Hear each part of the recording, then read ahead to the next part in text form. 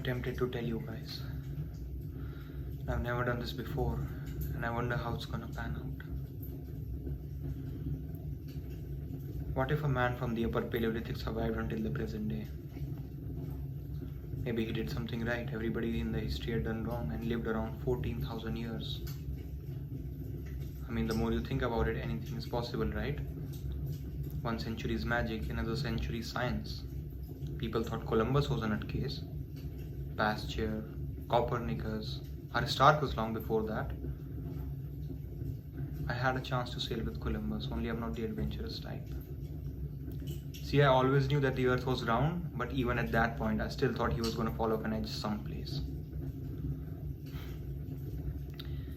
Yeah, I just confided that I'm 14,000 years old, even though I don't look a day over 500. No, seriously, okay. In what I call my first lifetime, I aged to about 35, what you see. I always thought that there was something wrong with me. Maybe I was a bad guy for not dying. But then I started to wonder if I was cursed or perhaps even blessed. I wondered if there were other people like me out there who escaped this aging process. I remember it was during the 1600s and I was in the Southeast Asia, and I met a man. He had this big scar on his forehead and a touch of senility. Anyways, we talked for about 2 days and we each confirmed what the other said. But how do we know if the confirmation was genuine or an echo? See, now I knew that I was legit, but what if he was playing a prank on me? So we decided to keep in touch, but of course we couldn't. And about 200 years later, I thought I saw him again. It was during one of my treks, but I lost him in the woods. See, now the reason that I'm doing this video today is every 10 years or so, when people start to notice that I don't age, I have to move on. And there's just no easy way to put this, but it's been the best 12 years of my life with you guys. And you see where this is going, right? I'm sorry.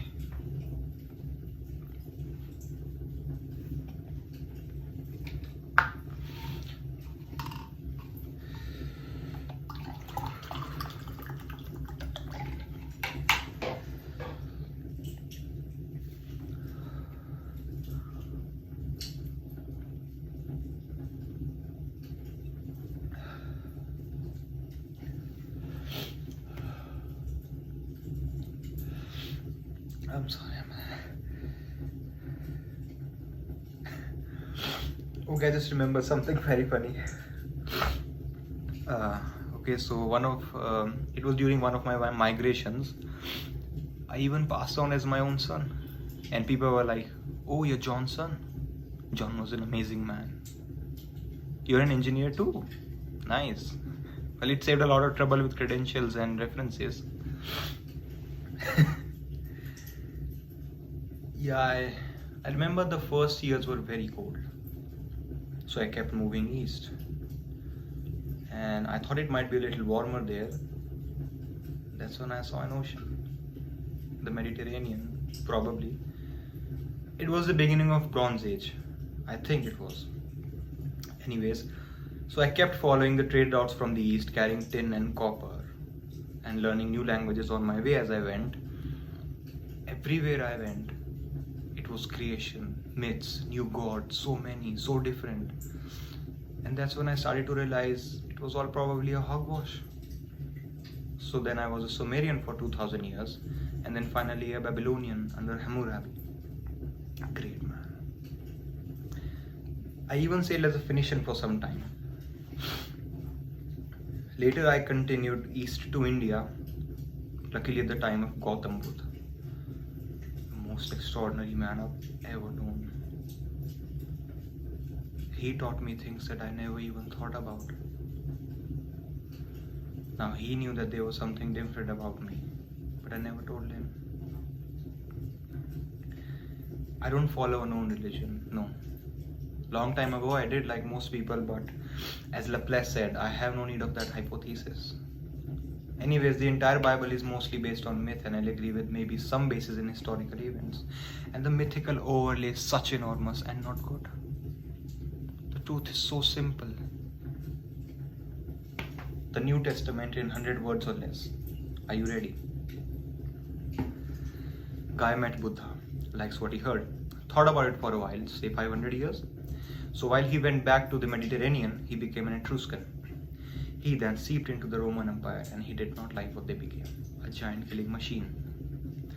So he thought, why not go to the Near East and pass on some of Buddha's teachings in a modern form? So he tried, but one dissident against Rome. Rome won. Well, the rest is history and a lot of fairy tales mixed in. Christ, that's the medal they pinned on Jesus to fulfill the prophecy. Crucifixion, he blocked the pain like he learned to do it in Tibet and India.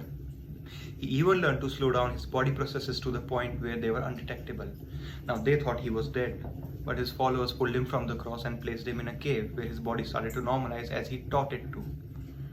He then tried to get away undetected, but some of his devotees were standing watch.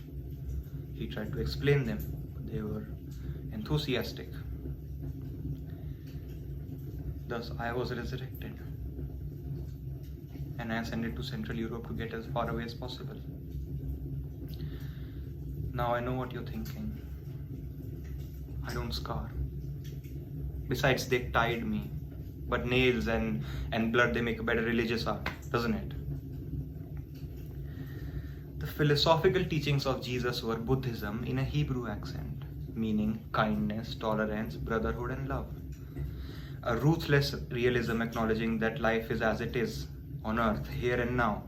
A kingdom of God, meaning goodness is right here where it should be, amongst us. I am what I am becoming. That's what the Buddha taught, and that's what I brought in. But a talking snake makes a lady eat an apple, so we're screwed. Heaven and hell are peddled together so that the priests could rule through seduction and terror and save our souls that were never lost in the first place.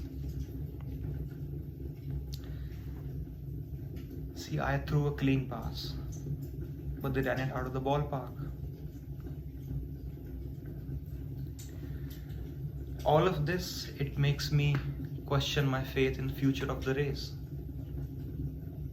Now I've seen species come and go, and it depends on their balance with the environment, and we have made a mess of it. There's still time if we use it well. The Old Testament, it sells fear and guilt, but the New Testament is a good code of ethics that are put into my mouth by poets and philosophers that are way smarter than I am. But the message is never practiced.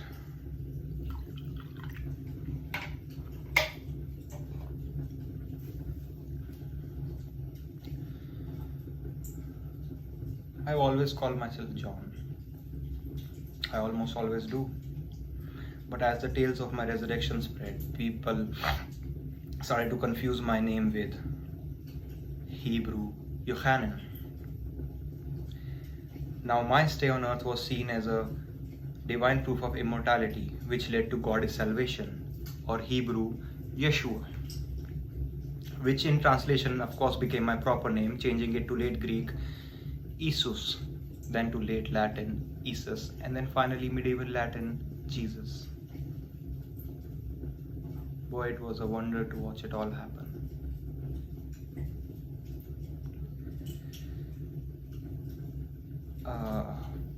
Okay, now maybe this was a bad idea, and okay guys, this is the end of the line here. I was making a fun. Okay, this was a joke. I'm sorry. And what do you believe? What do you think? Of course, I'm not some caveman from 14,000 years old from a stone age. Damn, I have just, oh my God, what have I done?